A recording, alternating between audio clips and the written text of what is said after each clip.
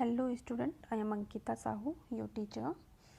तो आपका प्लॉटिनस चल रहा था। प्लॉटिनस की मैंने आपको 3 वीडियोस भेज भी चुकी हूँ और अभी ये लास्ट है प्लॉटिनस का। देन आपका एक्वानिस स्टार्ट हो जाएगा।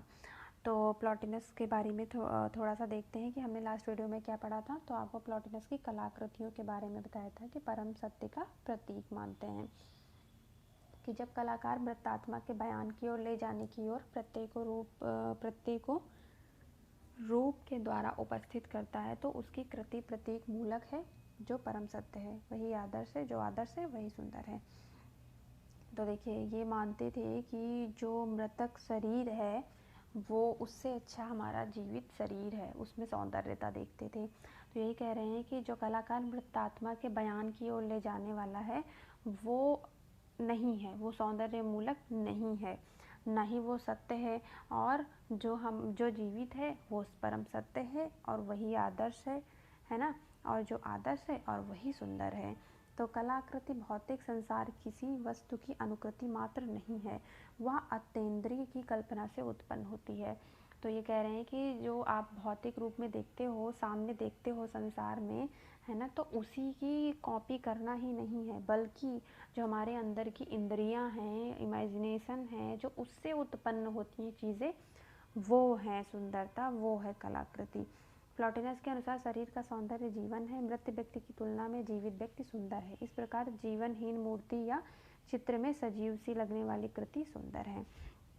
तो प्लॉटिनस ने कहा है कि जो चीज़ें जैसे मृत शरीर है तो वो मृत व्यक्ति सुंदर नहीं है। इनके अनुसार जो जीवित है वो सुंदर है। अब देखिए, इन्होंने चित्रों को एग्जाम्पल के तौर पे बताया है कि जो जीवनहीन मूर्तियां हैं वो इनको सुंदर नहीं लगती, बल्कि जो चित्रकला है, जो कृति है, वो बहुत रियलिस्टिक बनी है ना, तो वो सजीव लगती है, तो उसमें सुंदरता होता है। तो इन्होंने ऐसा बोला है। अब सौंदर्य अनुभव के विभिन्न चरण और स्थितियां बताई थी। तो सौंदर्य तत्व से चरम रूप का दर्शन ऐसा नहीं हो सकता। इसका प्रत्यक्षीकरण जो है वो कैसा है, क्रमिक है, क्रम रूप में बताया है। तो इन्होंने चरण बताए थे, क्रम में कैसे हैं। तो प्रथम चरण था इनका कि प्राकृतिक तथा कलात्मक सौंदर्य के प्रति प्रेम। हम इन वस्तुओं का अनुराग बाह्य प्रयोजन के लिए करते हैं, इसी सिद्ध होता है कि हम विशुद्ध सौंदर्य के साक्षात्कार हैं। तो अगर हम बाहरी सुंदरता को ही सिर्फ देखते हैं तो क्या होता है, वो हमारे विशुद्ध सुंदरता है ना, शुद्ध सुंदरता नहीं है। तो द्वितीय चरण में इन्होंने बताया है कि अनुभव संबंधी दृष्टिकोण बदल जाता है। प्रथम स्थिति के सौंदर्य का आधार निम्न कोटि क्या है, नीचे कोटि का बताया है प्रथम चरण वाला, और वस्तुओं की प्रतिछाया का अंतःकरण में अनुभव है। बुद्धि तत्व उस रूप को एक अर्थ प्रदान करती है। तो ये कह रहे हैं कि जो बुद्धि द्वारा जो तर्क वाली चीज़ें हैं, तर्कपूर्ण हैं, वो अच्छी हैं, वो उच्च कोटि की हैं, है ना। और जो हम सामने देख के बस नकल कर लेते हैं बाह्य भौतिक संसार को, वो क्या है, निम्न कोटि का है। तो इस प्रकार हम पूर्ण सौंदर्य के पथ पर एक आगे पग बढ़ा लेते हैं, मतलब एक कदम हम आगे बढ़ जाते हैं। इस क्रिया में इच्छा और ध्यान नियंत्रण आवश्यक है। बताया था आपको एग्जाम्पल के साथ कि कैसे इच्छा और ध्यान लगाकर जब चीज़ों को करते हैं तो वो कैसे होती हैं, चीज़ें अच्छी होती हैं, उच्च कोटि की होती हैं। सौंदर्य अनुभव के दूसरे चरण में वस्तु के मूल रूप तक पहुंचने की क्रिया होती है, पर उसका साक्षात्कार तब तक नहीं होता जब तक दृष्टा भी वैसा ही शुद्ध स्वरूप ना बन जाए। इस स्थिति में तर्क को छोड़ना होता है। तो देखिए, इन्होंने बताया है कि जो दूसरा चरण है वो मूल रूप है, वहाँ से हम पहुँच सकते हैं सुंदरता तक, वो एक क्रिया है। लेकिन अगर दृष्टा, जो देखने वाला है, उसका भी शुद्ध स्वरूप नहीं है तो वो उस चीज़ का अनुभव नहीं कर सकता, है ना, उसमें जो सौंदर्यता है वो अनुभूति नहीं कर सकता। तो यही कह रहे हैं कि मन की स्थितियों का या फिर शुद्ध रूप से जब तक वो ना बन जाए तब तक उसके तर्कों को वो नहीं समझ सकता। अंतः जीवात्मा को शुद्धता के तल से ऊपर उठाने के लिए शरीर, इंद्रिय, स्मृति एवं विवेक के तलों से ऊपर उठना पड़ता है। यह सौंदर्य अनुभव की तीसरी अवस्था है। तो कह रहे हैं कि हम जब तीसरी अवस्था ये अनुभव करने की सौंदर्य का अनुभव कैसे करते हैं, तो इन सब से ऊपर उठना होता है। किससे, अपने शरीर से, अपनी इंद्रियों से, अपनी जो है स्मृति से, विवेक से, इन सब से ऊपर उठते हैं, तब हम सौंदर्य की तीसरी अवस्था को प्राप्त करते हैं। सौंदर्य का साक्षात्कार विरोध रहित स्थिति में ही हो सकता है। इसमें निरंतर ध्यान और अनुचिंतन चलता रहता है। जीवात्मा से जो सुंदर विद्यमान है उसका साक्षात्कार होता रहता है। तो बताया था कि अगर आप उसके पक्ष में रहोगे, जो चीज़ें आपको अच्छी लग रही हैं, है ना, तभी आपको सुंदर लगेंगी। विरोध में रह के तो वो चीज़ें सुंदर नहीं लग सकती। तो देन आपका फिर मैंने निष्कर्ष बताया था। तो निष्कर्ष में कलात्मक सौंदर्य के प्रति प्लॉटिनस का विचार है कि कलाकार अनुकृति ना करके सृजन करता है। इस रचना को वहाँ त्रुटि रहित बनाने के लिए कुछ ना कुछ परिवर्तन करता है, जिसका आदर्श स्वयं उसका अंतर है, अंतरात्मा है।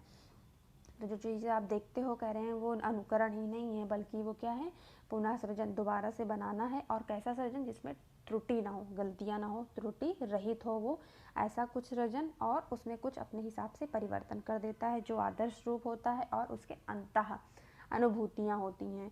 सौंदर्य इंद्रिय निरपेक्ष तथा अलौकिक के अनुचिंतन में ही प्राप्त होता है। अतः सौंदर्य भौतिक पदार्थ न होकर क्या है, अंतः का रूप है या रूप की अवधारणा है। और सौंदर्य में कोई भेद नहीं होता। सौंदर्य का लक्षण जीवन है, जो केवल सामान्य से अथवा अनुपात आदि से प्राप्त नहीं किया जा सकता।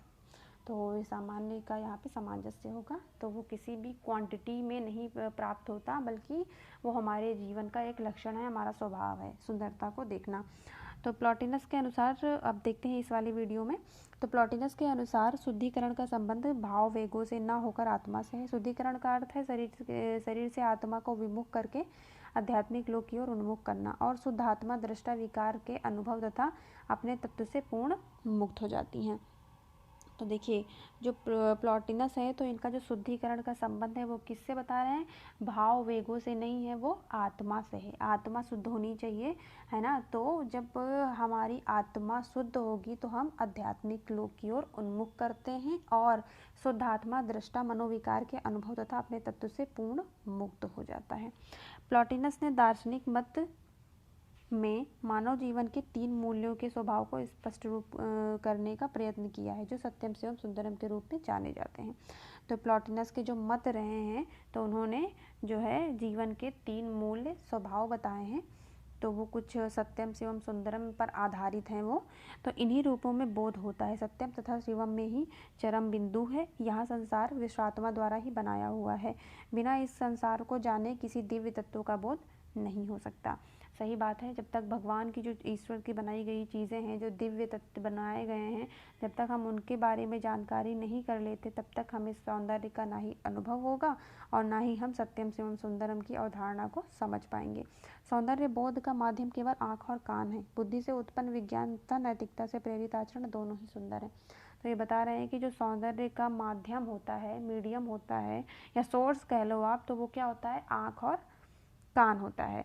लेकिन बुद्धि से उत्पन्न होता है, वो क्या होता है? विज्ञान और नैतिकता होती है, और वो भी सुंदर होती है। जब आत्मा अपूर्ण रहती है, तब तक वह इस संसार के अपूर्ण सौंदर्य के अनुभव में लगा रह सकता है। तो ये पूर्ण होगा, यहाँ पे इसको सही कर लेना।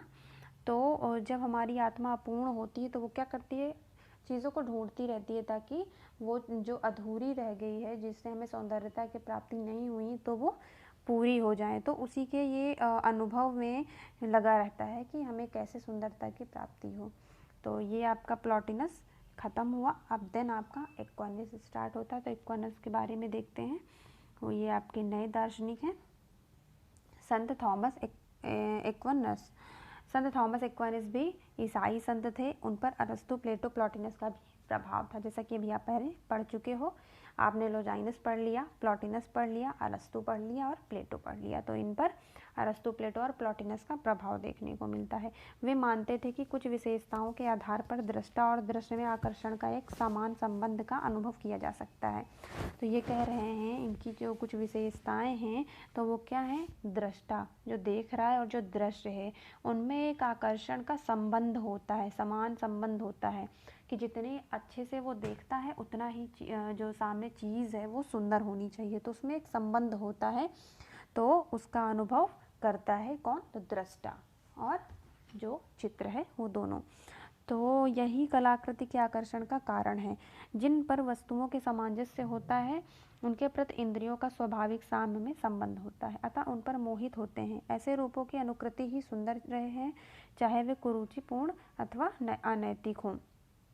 तो देखिए, जिनमें दृष्टा और दृश्य दोनों एक समान संबंध में जुड़ जाते हैं तो क्या होता है, यही कलाकृति अपनी ओर आकर्षित करती है, आकर्षण का कारण बनती है। और जिन पर वस्तुओं के सामंजस्य होता है, बैलेंस होता है, पूरा जो चित्र होता है उसमें वस्तुओं का, तो उनके प्रति इंद्रियां क्या होती हैं, साम्य संबंध खुद ही रखती हैं, उसको देखने में खुद ही मजबूर हो जाती हैं हमारी इंद्रियां, आंखें हमारी, अतः उन पर मोहित होते रहते हैं। तो हम उनसे मोहित मतलब उनकी ओर आकर्षित होते हैं। तो ऐसे रूपों की अनुकृति ही सुंदर रहे हैं, चाहे वो कुरुचिपूर्ण अथवा अनैतिक क्यों ना हो। तो जो चीज़ें हमें अपनी ओर आकर्षित करती हैं तो हम उनकी अनुकृति करते हैं तो वो सुंदर ही होती है, चाहे उनमें कुछ कमी क्यों ना हो। इस सिद्धांत से यह स्पष्ट हो गया है कि सौंदर्य तथा नैतिक एक ही वस्तु नहीं है। यहाँ आकर कला का क्षेत्र धर्म तथा दर्शन से पृथक हो गया। तर्कपूर्ण इंद्रिय बोध ही सौंदर्य का आधार बन गई। तो देखिए, तो ये सारी चीज़ें जो इन्होंने बताई है, तो ये कह रहे हैं कि ये स्पष्ट हो गया है कि सौंदर्य तथा नैतिकता जो है वो एक वस्तु नहीं है, एक ही चीज़ नहीं है। तो यहाँ आकर कला का क्षेत्र जो है वो हमारे जो आर्ट का एरिया है वो क्या हो गया, धर्म और दर्शन से बिल्कुल अलग पृथक हो गया है। और तर्कपूर्ण इंद्रिय बोध ही सौंदर्य का आधार बनती है। जो हम तर्कपूर्ण मतलब जो हम ध्यान से देखते हैं, जैसा कि अभी बताया मैंने कि दृष्टा उसके साथ, दृश्य के साथ सामंजस्य हो जाता है, तभी उसको सुंदरता की प्राप्ति होती है। तो ये कह रहे हैं कि कलाओं के क्षेत्र में वो थोड़ा सा अलग है। तो संत एक्वानस के अनुसार सौंदर्य तथा शिवम एक दूसरे से भिन्न नहीं है। जैसा कि प्लेटो ने भी बताया था कि सत्यम स्वयं सुंदरम जो है उसी में सौंदर्यता है, तो इन्होंने भी बताया कि जो सौंदर्य है और जो शिव है वो एक दूसरे से अलग नहीं है, दोनों एक ही है, पृथक नहीं किया जा सकता, भिन्न नहीं है। जब हम सौंदर्य की प्रशंसा करते हैं तो वह अप्रत्यक्ष रूप से शिव की ही प्रशंसा है, फिर भी दोनों में अंतर है। अब देखो, तो ये बता रहे हैं कि शिव वह है जिसे हम चाहते हैं, अर्थात शिव का कोई प्रयोजन होता है जिसे हम चाहते हैं कि उसकी ओर प्रवृत्त होते हैं और इससे हमारी चाहने की प्रवृत्ति संतुष्ट होती है। किंतु सौंदर्य बुद्धि तत्व से संबंधित होता है। तो देखिए, ये बोलते हैं कि जो सौंदर्य और शिव एक दूसरे से पृथक है, कि जब हम सौंदर्य की प्रशंसा करते हैं, जो चीज़ें हमें सुंदर लगती हैं उसकी हम प्रशंसा करते हैं, तो वो हम शिव की ही प्रशंसा करते हैं। और फिर भी इन दोनों में अंतर बताया गया, डिफरेंस बताया गया शिव और सुंदरता में। तो देखते हैं क्या है। तो शिव वह है जिसे हम क्या करते हैं, चाहते हैं, अर्थात शिव का कोई प्रयोजन होता है। ठीक है, इनका कुछ आगे की चीज़ें आगे बढ़ाने का इनका प्रयोजन होता है पहले से, और जिसे हम चाहते हैं कि उसकी ओर प्रवृत्त होते हैं।